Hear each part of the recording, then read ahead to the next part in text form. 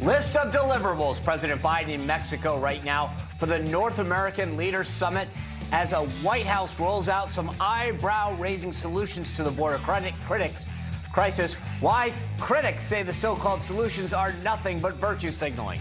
Plus, double standard on classified documents. President Biden today ignoring questions about reports that classified documents were found inside his private office just days before the 2022 midterms. And brand new reports say they involve Iran and Ukraine. Spicer and the company starts right now. Well, good Tuesday evening. Welcome to Spicer & Company. I'm Sean Spicer. We're looking, Lindsay, at live pictures of that press conference between Biden, Canada's Prime Minister Trudeau, and Mexican President Obrador. We'll carry that when that happens, but that was supposed to start at, 4:30? A little behind the 8 ball here. A little behind there. That's right. And I'm Lindsay Key. Thanks for joining us this evening. As Sean mentioned, at any moment, we will hear President Biden deliver remarks in Mexico as part of this two-day North America Leaders Summit.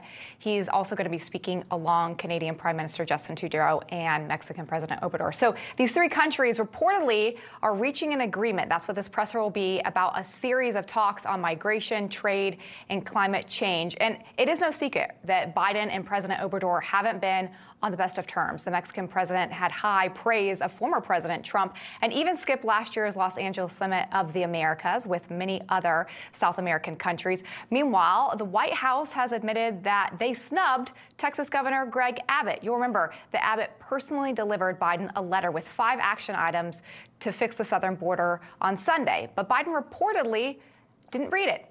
Biden's national security spokesperson John Kirby said this, quote, "The president is well aware of what the essential thrust was in the letter." And Kirby also said that Biden did visit a migration processing center while he was at the border, but there weren't any migrants there at the time when they went to go see this. It's interesting, Sean, because there are many reports as well that have suggested that these migrants were actually bussed out of El Paso, earlier in the week or on Saturday because of the president's visit, which is unfortunate because obviously the goal was for him to go see the border as it is on a daily basis, not a cleaned up version of the border. We talk about this all the time, but the way the media has covered this president is unbelievable, right? I mean, and we'll get into this a lot more on some of the other news of the day, but you literally have this guy getting going down, doing a fake visit. No one seems to think that there's a problem there, and no one calls it. And then he snubs Greg Abbott. If that had happened on the flip side, if someone had done that to Trump, they would have been called a hero and they would have done whatever. But Biden saying, "I didn't even read the letter." That's just that shows you how little concern he has for the border. But I think the thing is, we've heard the president last week talking about how seriously he was taking the border, bringing Title 8 into place. He wants to utilize Title 42, which has been very controversial from his side. But then to not read this letter, to not say, hey, because he said that Republicans are the ones that won't have a conversation with him. But then obviously, this just kind of goes against that, the fact that he's not reading this letter or maybe didn't. Yeah, well, normally President Biden going to the border would be a major news story, but his trip was upended yesterday after it was revealed that classified documents were discovered in one of his private offices last fall. Yeah, those classified documents, according to reports, were found in his office at the Penn Biden Center for Diplomacy and Global Engagement at the University of Pennsylvania on what? November 2nd. That was 6 days before the midterm elections. And now we're finally finding out about it. What is this now? 3 months later, almost, according to reports, there are 10 classified documents in question. They were dated between 2013 and 2016. And the White House and Biden's attorneys say that the documents are from his time as vice president. CNN is reporting that those documents include intelligence materials related to Ukraine, Iran, and the UK. The National Archives were notified, took possession of the documents the next day after being flagged for this. The documents were found in 3 or 4 boxes that contained unclassified personal Biden family documents. Now, the Attorney General, Merrick Garland, has assigned a Trump-appointed U.S. attorney based out of Chicago to investigate this. Republicans on Capitol Hill also calling for the intelligence community to conduct a damage assessment. President Biden, though, for 2 days in a row, dodging reporters' questions.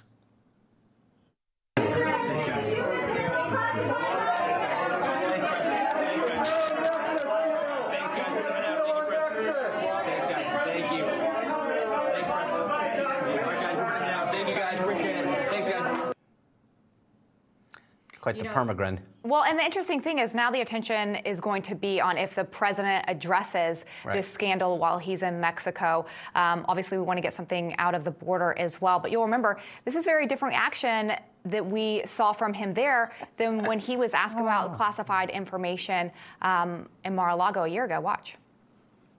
When you saw the photograph of the top secret documents laid out on the floor at Mar-a-Lago, what did you think to yourself, looking at that image? How that could possibly happen, how anyone could be that irresponsible. And I thought, what data was in there that may compromise sources and methods? By that I mean names of people who helped, or et cetera. And it's just totally irresponsible. Totally irresponsible. That's what he says when it was Trump. I wonder how the media covered it when it was him. I mean, over at CNN, Wolf Blitzer asked reporter Jamie Gangel, who is the one that broke this story, about those comments that Biden had made. And here she, guess what, predictably goes to Biden's defense. Take a look at how they handled this. Sure that he meant that, and it also looks terrible in hindsight. There is a big political side to this. This is, let's assume for the moment that it was accidental, a mistake. This is the kind of political unforced error that I can't believe Donald Trump hasn't posted about yet. He will be shortly. It is the definition of a political gift to Trump and the House. Yeah, we have a lot more to.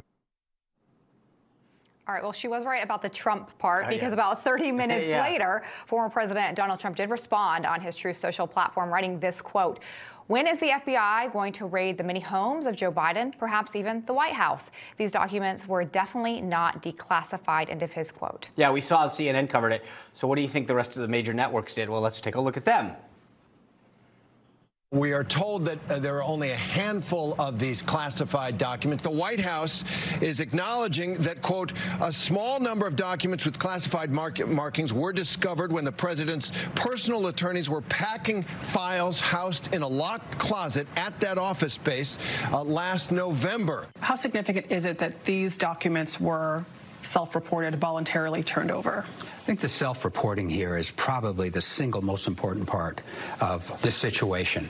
It indicates a lack of intentional conduct. It's completely different from the Mar-a-Lago case. The White House is acknowledging that a small number of documents marked classified were found in a locked closet at the Penn Biden Center in Washington, D.C. And the White House says the papers were discovered the day before the midterm election and were turned over immediately.